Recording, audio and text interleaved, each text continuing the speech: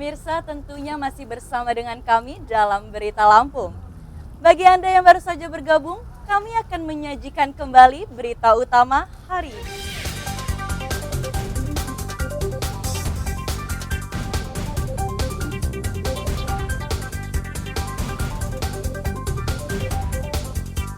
Angin puting beliung memporak-porandakan permukiman di 5 desa.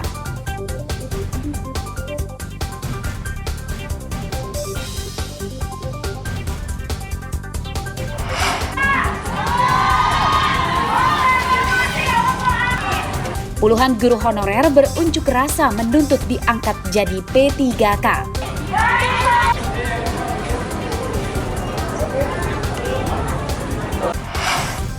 Ibu biar jagain anak saya. Oh iya, berarti ada yang ikut ya? Seorang gadis tega membunuh dan membuang mayat bayi yang baru dilahirkannya ke sungai.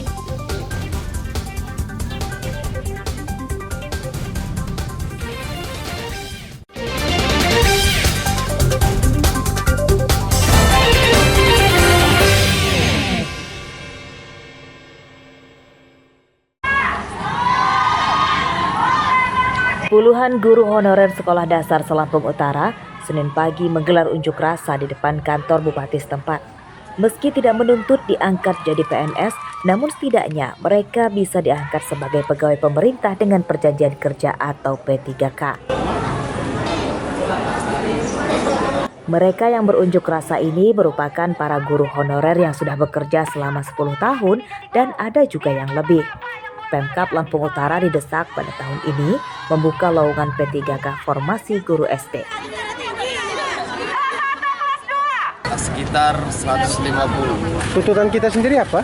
Untuk membuka formasi untuk guru menjadi ASN ataupun P3K tahun 2024. Jika tidak dibukanya formasi ini, langkah kita seperti apa, Bang? Kita akan aksi lagi. Ini tuntutan para guru honorer yang lebih dari 10 tahun ya, Bang? Iya. Sementara itu, Pemkab Lampung Utara menyatakan belum dibukanya pengangkatan guru SD jadi P3K karena terkait minimnya anggaran daerah. Dana alokasi umum atau DAU 2024 sebesar 900 miliar rupiah telah teralokasi untuk membayar gaji PNS dan P3K yang ada. DAU kita sekitar 900 miliar itu sudah 96%-nya udah untuk belanja pegawai.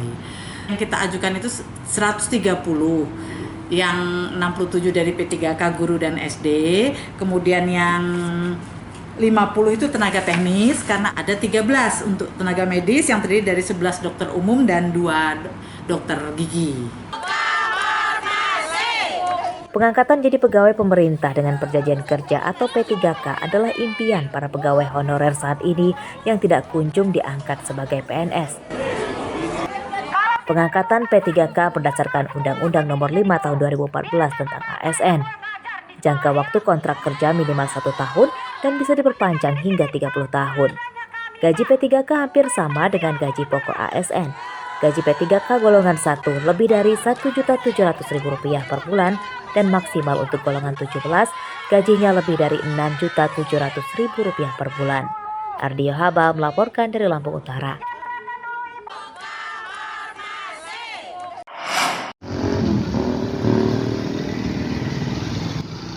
Harga telur di Bandar Lampung terus merangkak naik. Di antaranya terpantau di Pasar Waikandis, Kecamatan Tanjung Senang pada Senin pagi. Harga telur di pasar ini kini Rp30.000 per kilogram. Harga tersebut naik Rp4.000 dibanding pada pertengahan bulan Februari lalu yang masih di kisaran Rp26.000 per kilogram. Menurut pedagang, kenaikan harga telur terjadi secara bertahap. Penyebabnya karena pasokan dari agen menurun. Stok telur di tingkat pedagang tidak terlalu banyak sebab daya beli masyarakat tinggi menjelang datangnya bulan Ramadan. Oh Pak? 30 per kilo. 30 per kilo.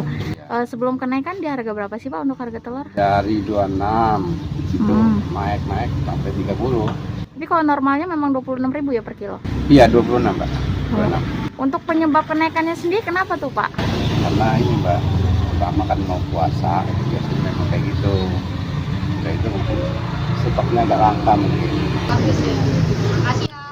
Kenaikan harga telur dikeluhkan emak-emak. Pengeluaran mereka kini kian membengkak sebab tak hanya harga telur saja yang naik, namun juga harga bahan pokok lain juga naik. Kan kebutuhan kita nggak cuma beras tuh, telur itu udah jadi apa ya, cadangan makanan yang paling enak kan. Terus belum cabai mahal semua, gula naik semua, minyak. Jadi kami sebagai ibu rumah tangga itu bingung cara menyiasati untuk agar keperluan dapur kita cukup. Belum yang keperluan lain seperti bayar listrik, bayar anak sekolah, apalagi. Kenaikan harga bahan pokok sangat dirasakan warga setelah hari pencoblosan pada pemilu pertengahan bulan Februari lalu.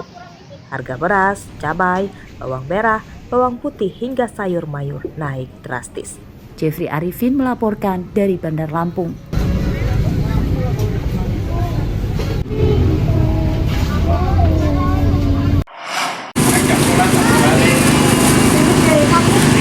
Hampir seluruh bahan pokok naik. Tak hanya telur dan beras, harga daging ayam potong turut naik pada sepekan menjelang datangnya bulan Ramadan. Ini terpantau di Pasar Tugu, Tanjung Karang Timur, Bandar Lampung pada Senin pagi. Harga daging ayam potong ukuran besar tanpa jeroan kini Rp65.000 per ekor. Harga ini naik sekitar Rp5.000 per ekor dibanding 3 hari lalu. Sedangkan untuk ukuran sedang kini Rp50.000 per ekor dan untuk ukuran kecil sekitar 1 kg kini kisaran Rp30 hingga Rp35.000 per ekor. Menurut pedagang, kenaikan harga daging ayam karena pasokan dari agen menurun, sedangkan daya beli masyarakat kini naik. Harga ayam sekarang yang gede 50, yang kecil 30. Sebelumnya yang gede ini berapa harganya? Sebelumnya 45. Yang kecil? Kecil sebelumnya 28. Udah 3 hari yang lalu. Penyebab kenaikannya tahu nggak kenapa, Bu? Kalau setahu saya tahun-tahun yang lalu sih karena mendekati mau Ramadan, terus stok barangnya nipis, terus karena pakannya mahal. Tuh. Kemungkinan masih bisa naik lagi. Harga ayam sekarang macam-macam mas ya ukurannya. Ada ini sekilonya 25. Satu kilo berapa sekarang? Hidup. 1 kilo ini beratnya 2 kilo bersih. Harganya 68. Sebelumnya cuma 60. Kadang itu 40. Sebelumnya 38. Ini? Yang itu sebelumnya 45. Sekarang 50. Turunnya banyak. Sekarang mau motong 40, 45 aja susah. Selain harga ayam, harga beras di pasar ini juga masih tinggi di kisaran Rp15.000 hingga Rp17.000 per kilogram. Harga cabai merah dan caplak kompak Rp90.000 per kilogram, harga cabai rawit Rp85.000 per kilogram, harga telur Rp30.000 per kilogram, dan harga daging sapi Rp125.000 per kilogram. Arsadi Saputra melaporkan dari Bandar Lampung.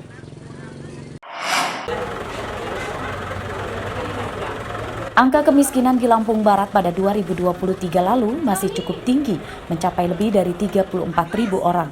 Namun Pemda Lampung Barat mengklaim bahwa jumlah tersebut sudah turun dari 2 tahun sebelumnya, yakni pada 2021 sebanyak 39.000 orang dan tahun 2022 sebanyak 36.000 orang.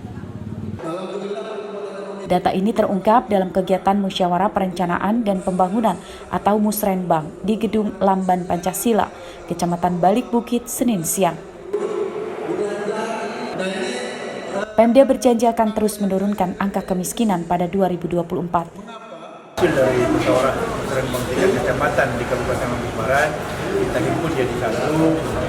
Kita lakukan realisasi tahun 2025. Yang pertama, bagaimana peningkatan ekonomi kerakyatan, kita bagaimana penurunan stunting, terus bagaimana infrastruktur terakomodir apa yang kita butuhkan baik tingkat ke provinsi maupun pusat. Pemda meminta bantuan semua pihak supaya bisa menurunkan terus angka kemiskinan di Lampung Barat. Rosandi melaporkan dari Lampung Barat.